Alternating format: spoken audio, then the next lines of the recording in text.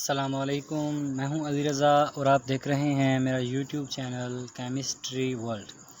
नाज़रीन, क्रोमेटोग्राफ़ी पर आज हमारा लेक्चर नंबर 11 है, जिसमें हम थिन लेयर क्रोमेटोग्राफ़ी जो कि हमारे पास क्रोमेटोग्राफ़ी की एक बड़ी ही इम्पोर्टेंट और बेसिक टाइप है, उसको डिस्कस करने जा रहे हैं। तो हमारा पहले ही ये क्रोमेटोग्राफ़ी पर लेक्चर सीरीज़ 11 तक चली गई है और इसके बाद हमने अभी कॉलम क्रोमेटोग्राफ़ी भी पढ़ना है और फिर उसके बाद आयन एक्सचेंज क्रोमेटोग्राफ़ी। तो मैं इस लेक्चर नंबर 11 जो पार्टिकुलर थिन लेयर क्रोमेटोग्राफ़ी पर है, उसको हम प्रॉपर और पूरा इसी लेक्चर में थिन लेयर क्रोमेटोग्राफ़ी को डिस्कस करने जा रहे हैं। तो उम्मीद करता हूँ कि ये वीडियो ज़्यादा भी लेंथी नहीं होगी, मगर ये वीडियो थोड़ा सा बाकी यूजुअल जो वीडियोस हैं उनसे लेंथी होने का इम्कान है। तो आपसे उम्मीद है कि आप इस वीडियो के साथ जुड़े रहेंगे। चलें आगाज़ करते हैं। हमारे पास जो थिन लेयर क्रोमेटोग्राफ़ी है ये क्या होती है। तो थिन लेयर क्रोमेटोग्राफ़ी देखें, आपको अगर कहा जाए कि आपके पास एक बीकर है, ठीक है, ये आपके पास एक बीकर गिवन है, उसमें मिक्सचर है, ठीक है, मिक्सचर ऑफ कंपोनेंट्स मौजूद है, मिक्सचर ऑफ कंपोनेंट्स मौजूद है, ठीक है। वो कहता है कि डिफरेंट कंपोनेंट्स इसमें मौजूद हैं, इसको सेपरेट करें, मगर करें किससे? थिन लेयर क्रोमेटोग्राफ़ी से। तो आप जो नॉर्मल क्रोमेटोग्राफी जो आप अभी तक पढ़ चुके हैं, पेपर क्रोमेटोग्राफी की डिफरेंट टाइप्स, तो आप उसमें क्या करते थे कि इस स्टेप के बाद आप लेते थे एक पेपर, ठीक है। पेपर आप कौन सा लेते थे? क्रोमेटोग्राफिक पेपर लेते थे या फ़िल्टर पेपर लेते थे, ठीक है। तो फ़िल्टर पेपर लेने की बजाय यहाँ पर आपने एक प्लेट लेनी है, ठीक है। यहाँ पर आपने क्या लेना है? एक प्लेट लेनी है, ठीक है, जो कि बनी हुई हो सकती है ग्लास की, ठीक है, या एलुमिनियम की, ठीक है, एलुमिना की। इन दोनों में से एक की ये प्लेट बनी होती है, ठीक है। तो आपने जो सेकंड स्टेप है उसमें आपने पेपर लेने की बजाय यहाँ पर प्लेट लेनी है, ठीक है। वो प्लेट आपकी एलुमिनियम की भी बनी हो सकती है या ग्लास की भी बनी हो सकती है। अब आपने क्या करना है कि एक आपने, ठीक है, स्लरी तैयार करना है, स्लरी तैयार करना है। स्लरी किसे कहते हैं? आपने स्लरी तैयार करना है। देखें, स्लरी में आपको सिंपल सी एक एग्जांपल दूं। अगर मैं एक बीकर में वाटर लूं और उसमें डाल दूं चूना, ठीक है, तो जो उन दोनों का चूना और आपको पता है पानी को मिक्स करने से जो एक पेस्ट बनेगा, उसे हम कहते हैं स्लरी, ठीक है। स्लरी आप क्यों बनाते हैं? बेसिकली आप इसलिए बनाते हैं कि आपको उसकी एक जो लेयर स्लरी होती है, उसकी एक थिन सी पतली सी लेयर, इस स्लरी की जो पतली सी लेयर होती है, उसको आप इस पर चिपका देते हैं, ठीक है। इस पर आप जो आपकी गिलास प्लेट होती है, इस पर आप आकर लगा देते हैं। और लगाते किसकी मदद से हैं? बाइंडर की मदद से, ठीक है। यहाँ पर बाइंडर अपना काम करता है। बाइंडर बेसिकली क्या करता है कि जो स्लरी है और ग्लास का इंटरेक्शन है, ग्लास प्लेट या एलुमिनियम प्लेट है, उसका इंटरेक्शन बनाए रखता है, उसे जोड़े रखता है। तो जो हमारे पास थिन लेयर हमने अटैच की है, यहाँ पर thin layer of slurry attach की है, तो इसमें हमारा स्टेशनरी फेज़ मौजूद होता है, ठीक है। जो इसमें स्टेशनरी फेज़ मौजूद होता है वो हमारे पास बेसिकली देखें, यहाँ पर हमने क्या तैयार किया? थिन लेयर, ठीक है, थिन लेयर तैयार की, जिसकी हमारे पास, ठीक है, थिन सी लेयर है, तो इसकी हमारे पास जो मोटाई होगी वो बेसिकली कितनी हो सकती है? 0.3 टू 0.4 मिलीमीटर, ठीक है, या फिर यहाँ पर 0.1 टू 0.3 मिलीमीटर भी होती है कई जगह पर, ठीक है। तो ये आपने थिन सी लेयर लेनी है, ठीक है, स्लरी की, और उसको आपने लगा देना है ग्लास प्लेट पर। और ये जो थिन लेयर है ये स्टेशनरी फेज़ की है, ठीक है। ये जो स्लरी है बेसिकली हमारे पास किसकी तरह काम करता है? ये हमारे पास स्टेशनरी फेज़ के तौर पर काम करता है। तो ये जो स्टेशनरी फेज़ है ये हमारे पास 0.1 टू 0.3 मिलीमीटर थिन होता है, ठीक है। तो ये जो हमारे पास स्टेशनरी फेज़ है ये हमारे पास तीन तरह का हो सकता है। ये हमारे पास सेलुलोज भी हो सकता है। आपको पता है सेलुलोज, हम जैसे हम बात करते थे कि हमारा जो पेपर है वो सेलुलोज का बना होता है, उसमें हमारे वाटर मॉलिक्यूल्स इंट्रैप होते हैं, या सिलिका हो सकता है, ठीक है। और थर्ड हमारे पास होता है एलुमिना। ये इस तीन तरह के हमारे पास वो स्टेशनरी फेजेस हो सकते हैं थिन लेयर क्रोमेटोग्राफी में।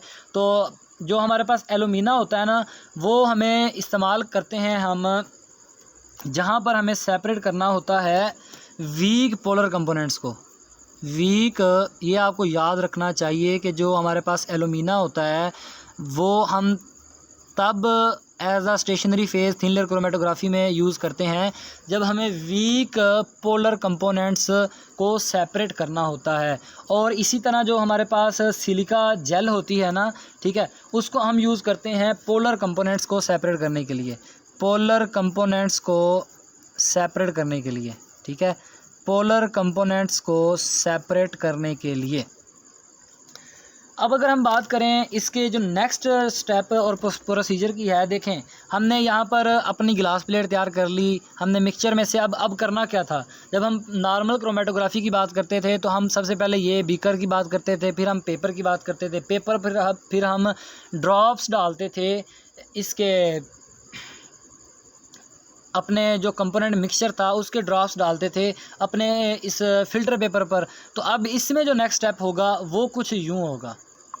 नेक्स्ट स्टेप कुछ यूँ होगा कि ये जो आपने थिन लेयर डाली है स्टेशनरी फेज़ की, इसको आपको ड्राई करना पड़ेगा, ठीक है। यानी कि इसको आप ड्राई करेंगे कितने टेम्परेचर पर, वो होगा टेम्परेचर 110 डिग्री सेंटीग्रेड। अच्छा, ये जो टेम्परेचर पर हम ड्राई कर रहे हैं ड्राई स्टेशनरी फेज़ को, ठीक है, तो ये जो प्रोसेस है ये हमारे पास कहलाता है activation. This is called process of activation. ये हमारे पास कहलाता है प्रोसेस ऑफ एक्टिवेशन। तो ये हमारे पास जो हम स्टेशनरी फेज़ की थिन लेयर चढ़ाते हैं एलुमिना या ग्लास प्लेट पर, उसको जब हम ड्राई करते हैं 110 डिग्री सेंटीग्रेड टेम्परेचर देने पर, तो इस प्रोसेस को हम कहते हैं ये कि हमारे पास ये प्रोसेस ऑफ एक्टिवेशन है स्टेशनरी फेज़ का, कि हम स्टेशनरी फेज़ को एक्टिवेट कर रहे हैं। इसके बाद आपने क्या करना है कि एक आपने बीकर लेना है, ठीक है। आपने जैसे वो पेपर अपने क्रोमेटोग्राफिक पेपर लेते थे या फिल्टर पेपर, उसको फिर हैंग करते थे ना उसमें अपने बीकर में, इसी तरह आपने इसको उठाना है और इसको इस डायरेक्शन में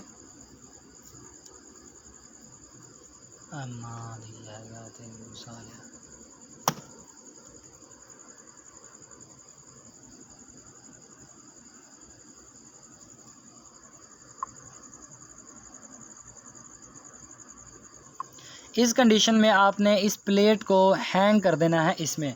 और आपको जो मोबाइल फेज़ है उसको इसकी बॉटम में फिल करना है, ठीक है। ये बिल्कुल प्रोसेस उसी, जब आप इस प्लेट को इस बीकर में जो कि आपको क्रोमेटोग्राफिक टैंक के तौर पर सर्व कर रहा है, इसको हैंग करेंगे और इसको 1.5 to 2.0 सेंटीमीटर जब आप इस मोबाइल फेज़ में डिप करेंगे, ठीक है, और इस पर जो आपकी टेस्टिंग लाइन है आप उसको 1.5 या 2.0 सेंटीमीटर पर आपने इसकी टेस्टिंग लाइन, ठीक है, ड्रा करनी है। और इसको जो इसकी लास्ट एजेस हैं इसको आपने मोबाइल फेज़ में डिप करना है।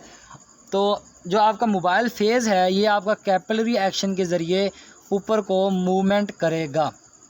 जब ये ऊपर को मूवमेंट करेगा तो जो इसके ऊपर कंपोनेंट्स हैं, जो इसके कंपोनेंट्स हैं बेसिकली, ये हमारे पास इसकी जो लेयर थी स्लरी की वो ये कुछ इस तरह नज़र आएगी, ठीक है।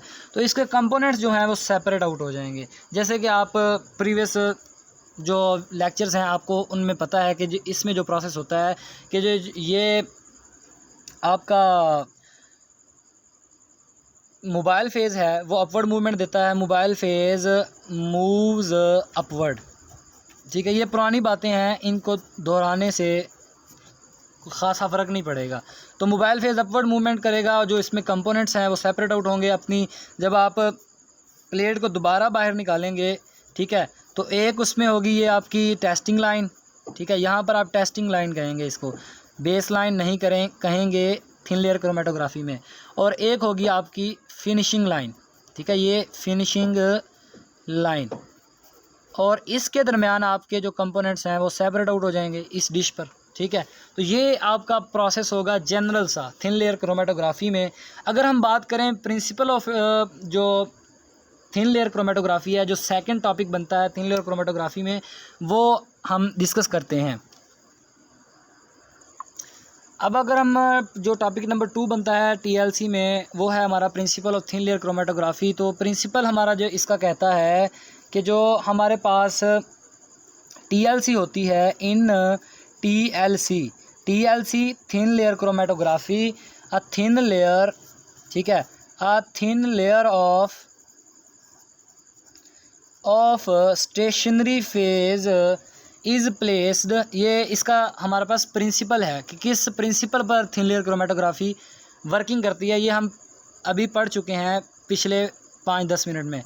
तो TLC में हमारे पास थिन लेयर होती है स्टेशनरी फेज़ की, इज़ प्लेस्ड, हम उसको रखते हैं, डालते हैं, प्लेस्ड ऑन प्लेट, ठीक है, प्लेट अब बनी हो सकती है ग्लास की या एलुमिनियम की, is placed on plate and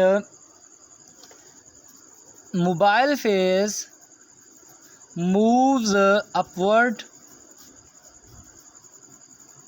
mobile phase moves upward from bottom से मोबाइल फेज हमारा अपवर्ड मूवमेंट देता है, ठीक है। और जो कंपोनेंट्स होते हैं एंड कंपोनेंट्स ऑफ मिक्सचर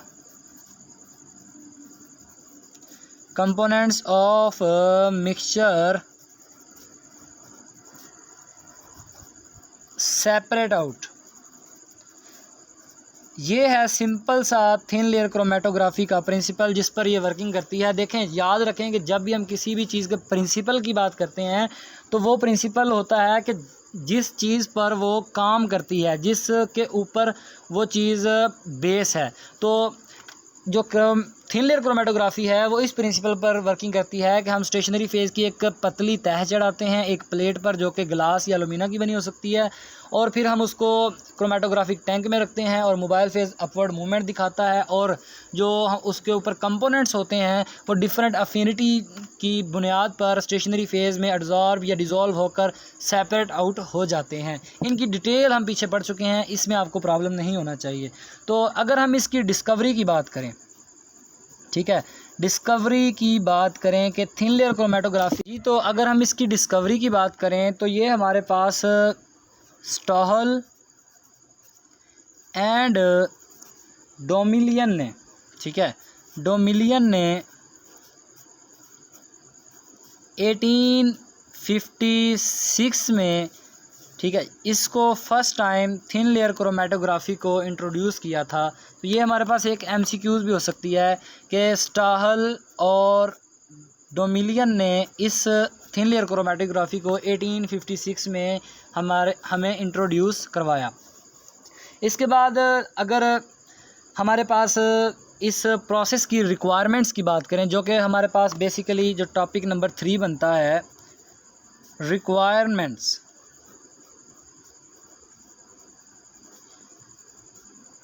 कि थिन लेयर क्रोमेटोग्राफी की जो रिक्वायरमेंट्स हैं वो क्या क्या हैं, कि इसके जो प्रोसेस है, इसका प्रोसीजर किन किन रिक्वायरमेंट्स के बगैर अधूरा है। तो जो फर्स्ट रिक्वायरमेंट हमारे पास थिन लेयर क्रोमेटोग्राफी की आती है वो है सूटेबल एडजॉर्बेंट।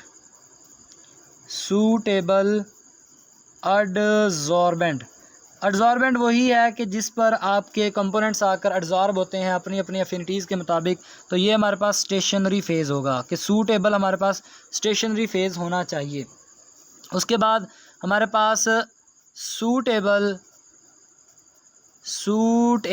ये सूटेबल किसके लिए, कंपोनेंट्स जिनको हमने सेपरेट करना है उन कंपोनेंट्स के लिए ये सूटेबल हो, जो चीज़ भी हो। सूटेबल सॉल्वेंट, जिसको हम मोबाइल फेज़ कहते हैं, कि हमारे पास जो सूटेबल सॉल्वेंट या मोबाइल फेज़ हो वो सूट कर रहा हो कंपोनेंट्स की सेपरेशन के लिए। उसके बाद हमारे पास जो थर्ड है वो नॉर्मल जो हम पहले पढ़ चुके हैं क्रोमेटोग्राफी, उसमें हमारे पास पेपर होता है, ठीक है, फिल्टर पेपर होता है। यहाँ पर हमारे पास क्या है, प्लेट, ठीक है, ग्लास की हो सकती है या हमारे पास एलुमिना की हो सकती है। उसके बाद हमारे पास एक डिवाइस होनी चाहिए,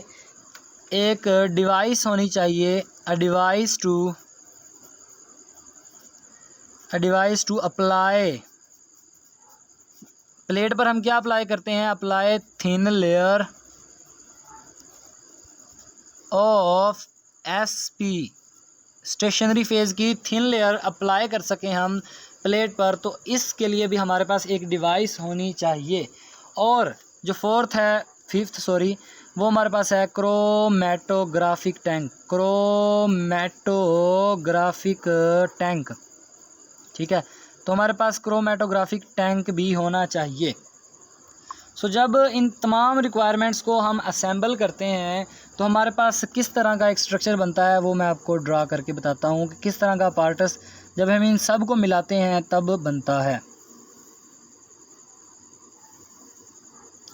ये मैं बना रहा हूँ क्रोमेटोग्राफिक टैंक, ठीक है, क्रोमेटोग्राफिक टैंक।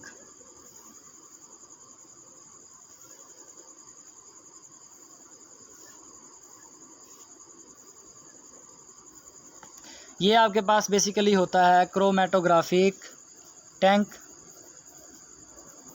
जिसमें आपकी सारी सेपरेशन होती है। क्रोमेटोग्राफिक टैंक में आपके पास एक होता है लिड, ठीक है, जो आप रखते हैं ताकि जो आपका ऑर्गेनिक सॉल्वेंट आपने लिया है उसका जो इंटरनल इन्वायरमेंट है क्रोमेटोग्राफिक टैंक का, उसकी वजह से सैचुरेट रहे और वेपर्स बाहर ना जा सकें, इसके लिए आप लगाते हैं लिड, ठीक है। तो एक हो गया आपके पास लिड, ठीक है। उसके बाद आपके पास नीचे आपने सॉल्वेंट फिल करना होता है, ठीक है, यहाँ पर आपने सॉल्वेंट फिल करना होता है, तो यहाँ पर आप सॉल्वेंट फिल कर दें। और ये आपने बड़ा एहतियातन करना होता है कि कोई यहाँ पर पोर ना रहे, ताकि हमारा जो कंपोनेंट्स हैं और सॉल्वेंट है वो ज़ाया ना हो। तो यहाँ पर आप अपना कंपोनेंट आकर डिज़ोल्व कर देते हैं, ठीक है, जो सॉल्वेंट है वो आकर फिल करेंगे आप इस क्रोमेटोग्राफिक के बॉटम में, ठीक है, बॉटम में। और जो लिड है वो होगा टॉप पर आपका लिड होगा। इसके बाद आपकी बारी आती है जो क्रोमोप्लेट है, वहाँ पर जब नॉर्मल हमने पेपर क्रोमेटोग्राफी पढ़ा था तो हम कहते थे क्रोमेटोग्राफिक पेपर, यहाँ पर आप कहेंगे क्रोमोप्लेट, ठीक है, क्रोमोप्लेट। तो यहाँ पर आप डिप करते हैं थोड़ी सी प्लेट, मैंने आपको बताया था, और ये प्लेट, ठीक है, और इस पर आपकी तह चढ़ी होती है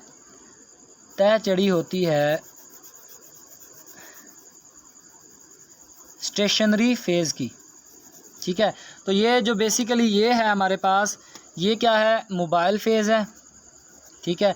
ये क्या है, इसके अंदर हमारे पास ये है स्टेशनरी फेज़, और ये बज़ाते ख़ुद जिस पर स्टेशनरी फेज़ की तह चढ़ी हुई है ये हमारे पास क्या है, प्लेट। तो ये रिक्वायरमेंट्स हमारी पूरी हो गई, ठीक है। ये जो रिक्वायरमेंट्स थी थिन लेयर क्रोमेटोग्राफी के लिए, रिक्वायरमेंट्स ये मैंने आपको असेंबल करके दिखा दिया कि थिन लेयर क्रोमेटोग्राफी का जो हमारे पास अपार्टस होता है वो किस तरह का नज़र आता है, ठीक है। तो बेसिकली ये हमारे पास क्या है, अपार्टस, जिसे हम अपैरेटस भी पढ़ते हैं, अपैरेटस। इसके बाद हम अगर जब ये कंपोनेंट्स को सेपरेट आउट करता है तो इसकी हम जैसे देखें, यहाँ पर एक कंपोनेंट सेपरेट हुआ, एक कंपोनेंट यहाँ पर सेपरेट हुआ, एक कंपोनेंट यहाँ पर सेपरेट हुआ, तो इन तीनों का जो जो रिटेंशन फैक्टर है, ठीक है, रिटेंशन फैक्टर है जिसे RF की तरह हम डिनोट करते हैं, रिटेंशन फैक्टर होगा, ठीक है, उन तीनों कंपोनेंट्स का डिफरेंट होगा, ठीक है। और रिटेंशन फैक्टर को हम किस तरह फाइंड करते हैं, उसका फार्मूला है RF = distance moved by component from base line.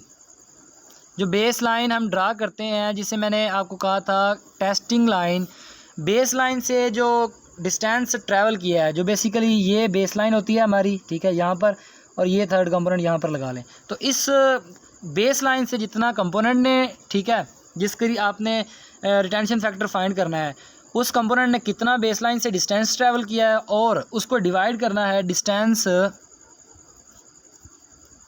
Moved by solvent,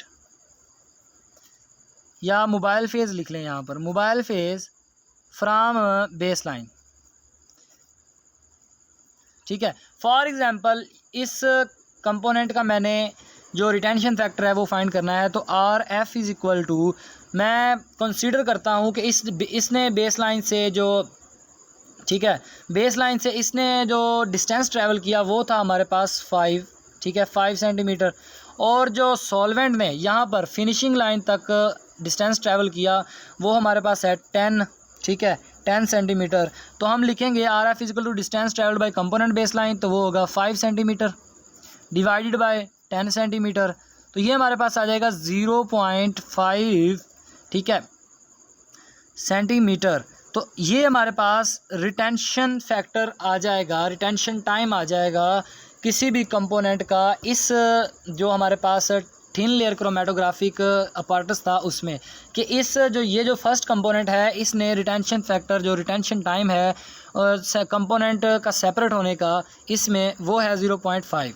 तो ये हमारे पास रिटेंशन फैक्टर को निकालने का फार्मूला था, और मैंने आपको एक एग्जांपल के तौर पर बता भी दिया। अब जो रिटेंशन फैक्टर है ये डिपेंड भी करता है कुछ फैक्टर्स पर, कि कौन से फैक्टर्स होंगे तो हमारा जो रिटेंशन टाइम है वो ज़्यादा होगा, और कौन से फैक्टर होंगे रिटेंशन टाइम कम होगा, जो कि हमारा टॉपिक नंबर 3 से टॉपिक नंबर 4 की तरफ हमें ले जाता है।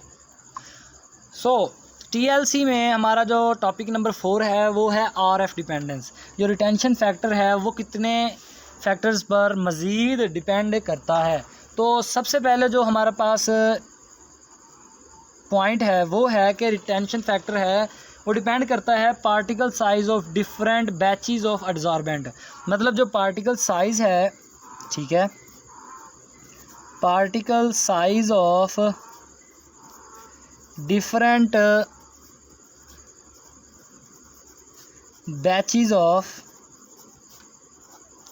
एब्जॉर्बेंट।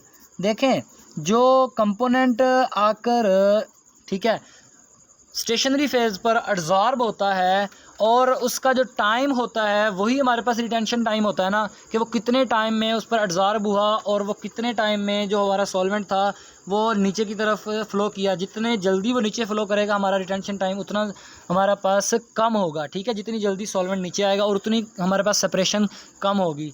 तो जो एब्जॉर्बेंट के पार्टिकल साइज़ होते हैं ना, जो उनकी एक्टिव साइट्स होती हैं वो डिपेंड करवा लेती हैं रिटेंशन फैक्टर को, रिटेंशन टाइम को, कि अगर हमारे पास एब्जॉर्बेंट की जो बैचेस की पार्टिकल साइज़ है वो अगर उसके एक्टिव साइट्स नहीं मिलती कंपोनेंट के, तो वो हमारे पास रिटेंशन टाइम जो होगा वो बहुत कम होगा और हमारा सॉल्वेंट कंपोनेंट समेत जल्दी नीचे चला जाएगा और हमारी सेपरेशन नहीं हो पाएगी। तो RF डिपेंड करता है पार्टिकल साइज़ जो बैचेस हैं एब्जॉर्बेंट के।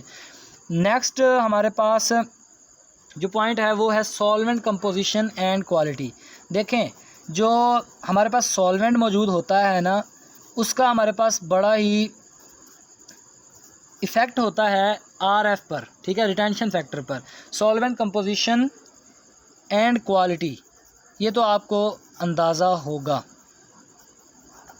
कि जिस सॉल्वेंट में हमारे पास कंपोनेंट्स मौजूद होते हैं उसकी कंपोजिशन और क्वालिटी जो है वो बड़ी प्योर होनी चाहिए, और कंपोजिशन जो हमारे पास कंपोनेंट्स उसमें मौजूद होते हैं उससे मिलती जुलती होनी चाहिए, ताकि हमारा जो डिस्ट्रीब्यूशन रेशो कांस्टेंट है वो अच्छा है। उसके बाद जो हमारे पास थर्ड है वो है degree of saturation of tank atmosphere. Degree of saturation of tank atmosphere, कि जो टैंक है जिसमें हमने अपना प्लेट रखनी है जिस पर हमारा स्टेशनरी फेज़ मौजूद होता है, उसकी जो एटमॉस्फेयर है वो सैचुरेट होनी चाहिए, जिसके लिए हम क्या लगाते हैं, लिड, जिसके लिए हमने ढक्कन लगाया होता है उसके ऊपर, ताकि हमारी जो सैचुरेशन है एटमॉस्फेयर की वो मौजूद रहे। उसके बाद हमारा होता है थिकनेस ऑफ एब्जॉर्बेंट लेयर, ठीक है, थिकनेस ऑफ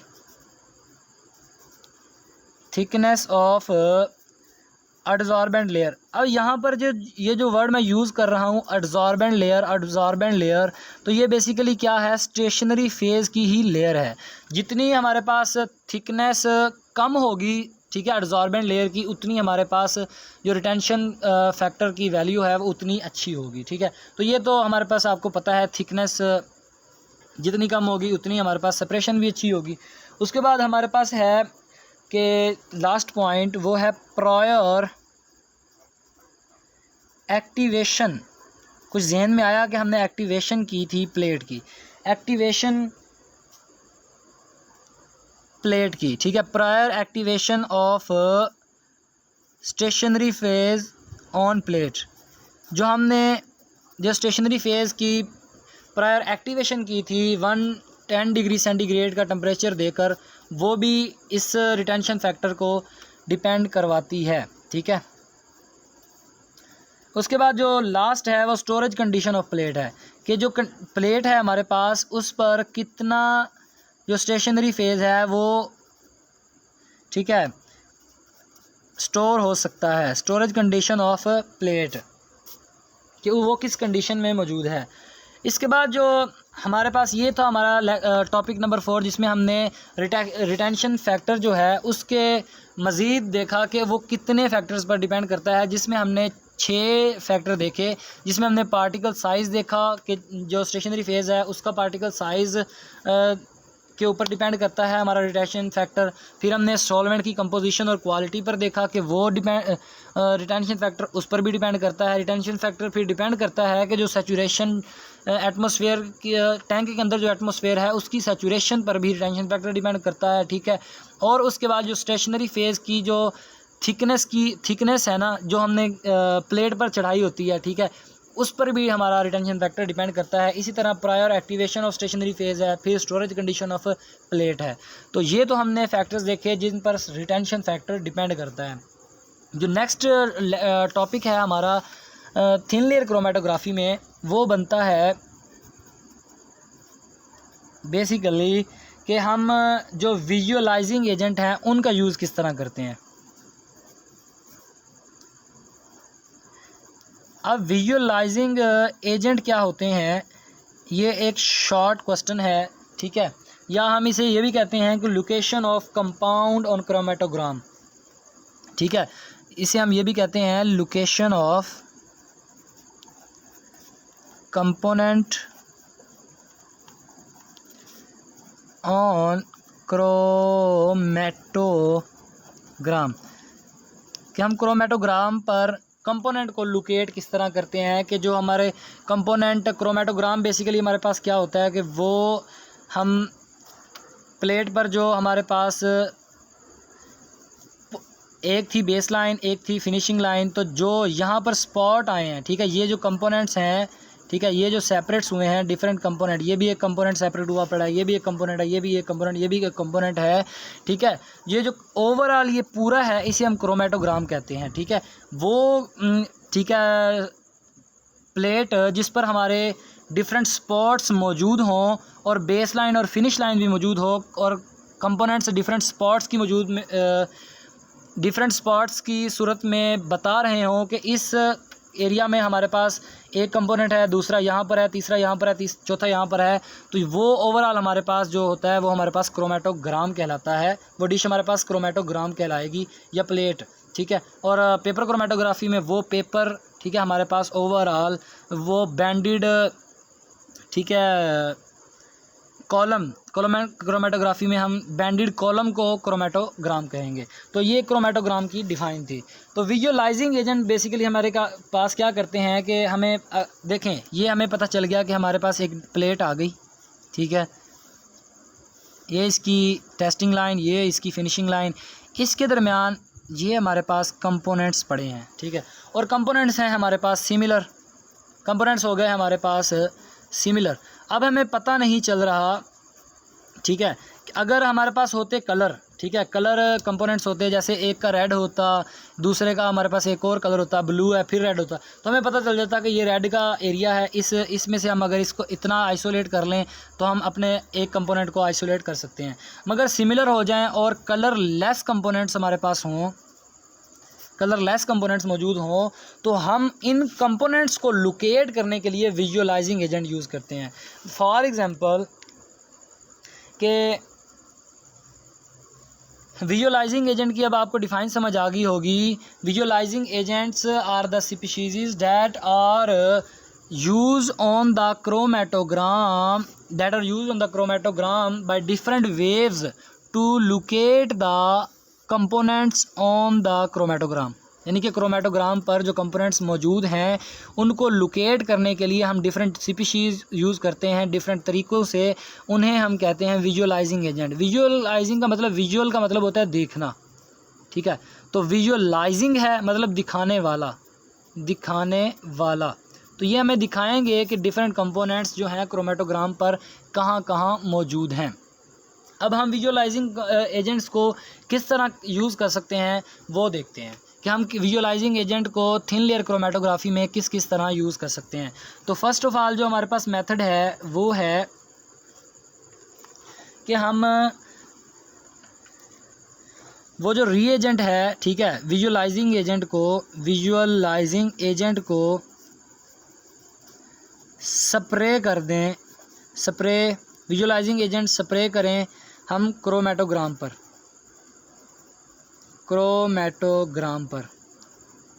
ठीक है, क्रोमेटोग्राम पर हम विजुअलाइजिंग एजेंट की स्प्रे कर दें तो वो हाईलाइट कर देगा कि किस किस एरिया में हमारे पास वो कलरलेस कंपोनेंट्स मौजूद हैं, ठीक है। फिर हमारे पास एक एग्जांपल है, फॉर एग्जांपल हम स्प्रे करते हैं, ठीक है, निन हाइड्रन की, ये आपके लिए बड़ी इम्पोर्टेंट है कि आप अगर विजुअलाइजिंग एजेंट की एग्जांपल लिखना चाहें तो आप बताएंगे कि निन हाइड्रन एक विजुअलाइजिंग एजेंट है जो कि हमें लोकेट कराता है। अगर हमें अमीनो एसिड को लोकेट करना हो, निन hydrant locates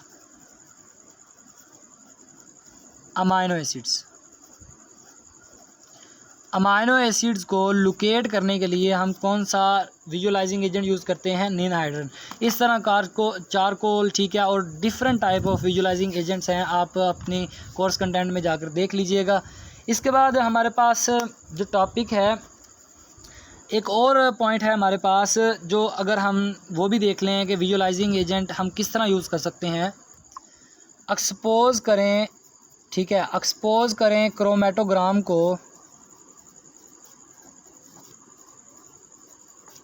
to iodine vapour,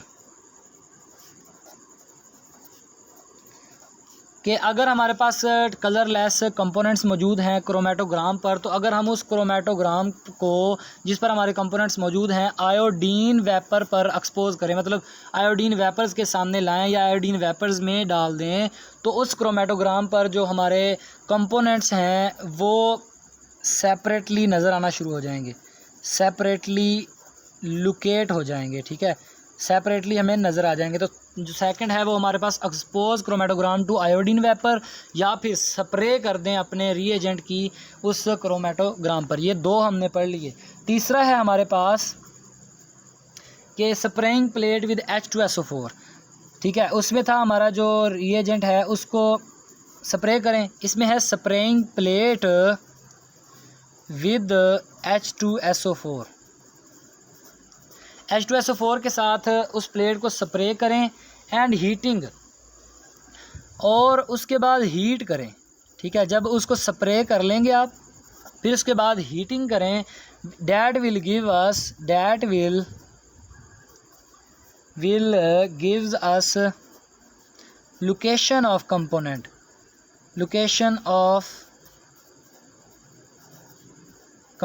मतलब कंपोनेंट की हमें लोकेशन देगा एज ब्लैक स्पॉट्स। देखें ये भी बड़ा इम्पोर्टेंट है, ठीक है, ब्लैक स्पॉट्स। फर्स्ट मेथड जो हमने पढ़ा विजुअलाइजिंग एजेंट में, ठीक है, जो हमारा टॉपिक नंबर 4 है TLC में, कि हमारे पास विजुअलाइजिंग एजेंट को इस्तेमाल करने के क्या क्या तरीक़ेकार हैं। तो फर्स्ट ऑफ़ ऑल जो हमने देखा तो वो था विजुअलाइजिंग एजेंट को स्प्रे कर दें क्रोमेटोग्राम पर, तो हमें वो लोकेट कर दे देगा डिफरेंट कलर्स को, ठीक है। और उसके बाद जो सेकंड था कि वो था कि क्रोमेटोग्राम को उठाएं और एक्सपोज कर दें आयोडीन वाइपर को, तो वो भी हमें लोकेट कर सेपरेटली बता देगा कि कौन सा कंपोनेंट किस एरिया में मौजूद है। थर्ड जो है बड़ा इंपॉर्टेंट है कि H2SO4 की स्प्रे कर दें क्रोमेटोग्राम पर H2SO4, ठीक है, सल्फ्यूरिक एसिड की स्प्रे करें और फिर उसको हीट करें। जब हीट करेंगे तो आपको वो लोकेशन ऑफ कंपोनेंट्स को दिखा देगा, कंपोनेंट्स की लोकेशन को दिखा देगा एज ब्लैक स्पॉट। जहाँ जहाँ आपको ब्लैक स्पॉट्स नज़र आ जाएंगे वहाँ वहाँ आपका कंपोनेंट मौजूद होगा उस एरिया में। इसके बाद हम बात करें, हमारा सेकंड लास्ट टॉपिक है, वो है एप्लीकेशंस ऑफ, ठीक है, एप्लीकेशन ऑफ, टॉपिक नंबर है हमारा ये टॉपिक नंबर 5, ठीक है, एप्लीकेशंस कि जो हम मगज़मारी कर रहे हैं TLC पर बार बार, क्या उसकी कोई एप्लीकेशन भी है कोई काम की, ठीक है, तो उसको हम डिस्कस कर लेते हैं। तो अगर हम देखेंगे जो हमारे पास TLC है वो बेसिकली टाइप तो क्रोमेटोग्राफी की ही है। तो क्रोमेटोग्राफी हमारे पास क्या करती है, हमें आइसोलेट करके देती है कंपोनेंट्स, ये हम जानते हैं, ठीक है। प्योरीफाई भी कर रही है, क्योंकि एक चीज़ में से ये कंपोनेंट्स निकाल रही है तो वो चीज़ प्योरीफाई हो रही है, प्योरीफिकेशन कर रही है, और फिर आइडेंटिफाई भी कर रही है कि कंपोनेंट्स हमारे जो हैं वो कौन कौन से मौजूद हैं, आइडेंटिफाई भी करती है, ठीक है। ये एप्लीकेशन हो गई फर्स्ट, आइसोलेशन, प्यूरिफिकेशन, आइडेंटिफिकेशन। ये हमारे पास एप्लीकेशन हैं किसकी, TLC की, ठीक है, थिन लेयर क्रोमेटोग्राफी की। आइसोलेशन करती है, प्यूरिफिकेशन करती है, आइडेंटिफाई करती है, किसे करती है, ओवरऑल ये सब कुछ एक कंपोनेंट मिक्सचर की बात कर रहा है कि हमारे पास मिक्सचर है कंपोनेंट का, तो ये उनमें ये चीज़ें करवा सकती है। उसके बाद जो हमारे पास इसकी सेकंड एप्लीकेशन है वो है checking the purity of organic products. मतलब ऑर्गेनिक प्रोडक्ट आपको दिया गया है, ठीक है, ऑर्गेनिक प्रोडक्ट आपको दिया गया है, उसकी प्योरिटी को चेक करना है, प्योरिटी चेक करेगी ये, प्योरिटी चेक करके आपको बता सकती है कि जो ऑर्गेनिक प्रोडक्ट आपके पास मौजूद है उसकी कितनी प्योरिटी, कितनी परसेंटेज वो प्योर देती है। उसके बाद जो हमारे पास थर्ड है वही हो गया कि प्यूरिफिकेशन प्रोसेस, कि ये एक प्यूरिफिकेशन प्रोसेस है। प्यूरिफिकेशन प्रोसेस में थिन लेयर क्रोमेटोग्राफी हम यूज़ करते हैं। उसके बाद जो हमारे पास फोर्थ है वो है to check quick whether reaction complete और नॉट। मतलब हमें क्विकली अगर कोई कहे कि एक रिएक्शन हो रहा है, quickly ask to check reaction condition, to check reaction condition कि रिएक्शन की कंडीशन क्या है इस वक्त, कि वो कंप्लीट हो चुका है या ऑन वे टू कंप्लीशन है, या तो वो कंप्लीट हो चुका है या वो कंप्लीट होने जा रहा है। और हम इसको एक और भी इसकी एप्लीकेशन है कि हम मेटल्स को सेपरेट कर सकते हैं, ठीक है, मेटल्स को सेपरेट कर सकते हैं जिनका सिमिलर प्रॉपर्टीज़ हों। यानी कि हमारे पास एक मिक्सचर मौजूद हो, ठीक है, एक मिक्सचर मौजूद हो और हमें कहा जाए कि इनमें ये जो मिक्सचर है इनमें डिफरेंट टाइप ऑफ मेटल्स हैं जिनकी प्रॉपर्टीज़ भी सिमिलर हैं, तो हम उनको भी TLC की मदद से सेपरेट कर सकते हैं। लास्ट टॉपिक हमारा थिन लेयर क्रोमेटोग्राफी में है कि हम अगर कंपैरिजन करना चाहें इसका पेपर क्रोमेटोग्राफी से तो हम किस तरह कर सकते हैं, या डिफरेंस आ जाए हमें शॉर्ट क्वेश्चन में थिन लेयर क्रोमेटोग्राफी और पेपर क्रोमेटोग्राफी को डिफरेंशिएट करें तो हम किस तरह करेंगे। तो फर्स्ट डिफरेंस जो हमारे पास आता है कि जो हमारे पास थिन लेयर क्रोमेटोग्राफी है ना, इसमें जो हम क्रोमेटोग्राम डेवलप करते हैं, क्रोमेटोग्राम जो डेवलप होता है,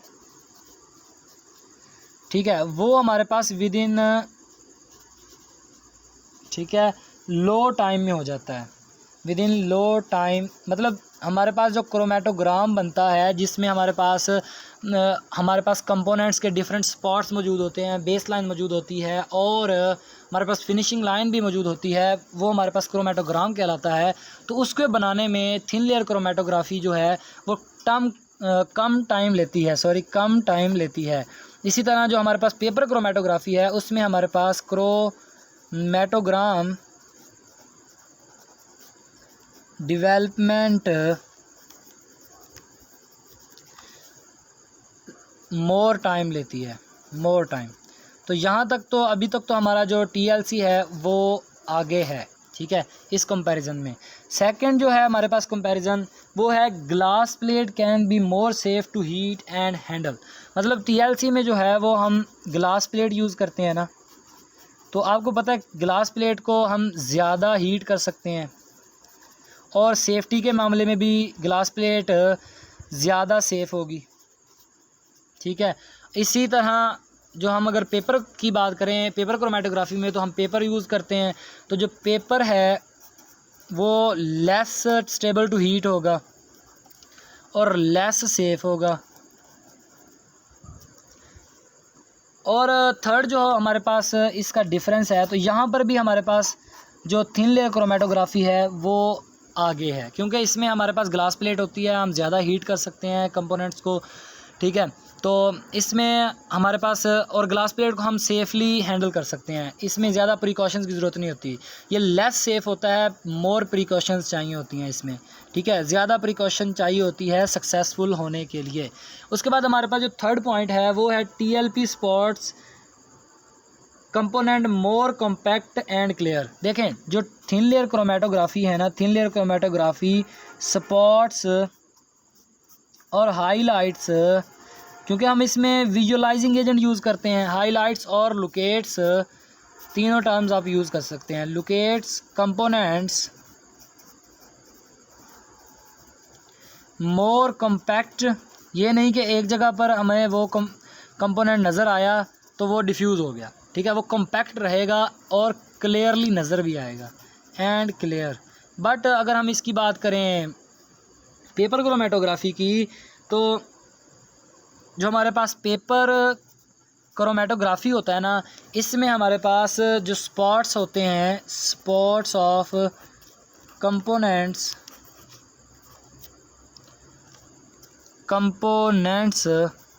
वो डिफ्यूज़ होते हैं।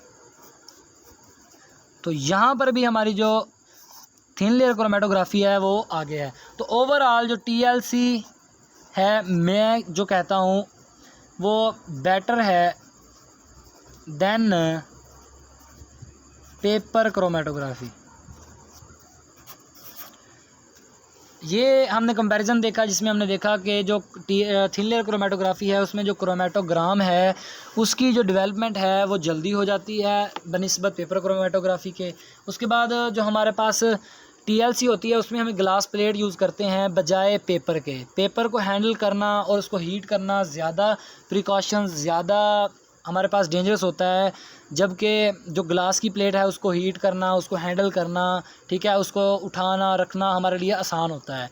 इसके बाद जो हमारे पास जो कंपोनेंट्स लोकेट होते हैं TLC में विजुअलाइजिंग एजेंट की मदद से, वो ज़्यादा कॉम्पैक्ट, ठीक है, और ज़्यादा क्लियर होते हैं। और जो हमारे पास पेपर क्रोमेटोग्राफी होती है उसमें जो हमारे पास कंपोनेंट्स होते हैं वो डिफ्यूज्ड फॉर्म में नज़र आते हैं। ये था आज का हमारा लेक्चर जिसमें हमने थिन लेयर क्रोमेटोग्राफी को डिटेल में पढ़ने की कोशिश की, जिसमें हमने थिन लेयर क्रोमेटोग्राफी के, मैं चाहता तो मैं 6 लेक्चर्स बना सकता था इसके, मगर मैंने एक ही लेक्चर में आपको समझाने की कोशिश की ताकि आपका टाइम कम कंज्यूम हो और आपको एक ही वीडियो में ये तमाम टॉपिक्स क्लियरली समझ आ जाएँ। उम्मीद करता हूँ आज की वीडियो आपको पसंद आई होगी। वीडियो अगर आपके लिए हेल्पफुल रहे तो वीडियो को शेयर और लाइक करना मत भूलिएगा, ताकि अगर आपका फ़ायदा हुआ है तो ये किसी और का भी फ़ायदा करते हुए जाए। अल्लाह हाफिज़, अल्लाह निगहबान। Thanks for watching.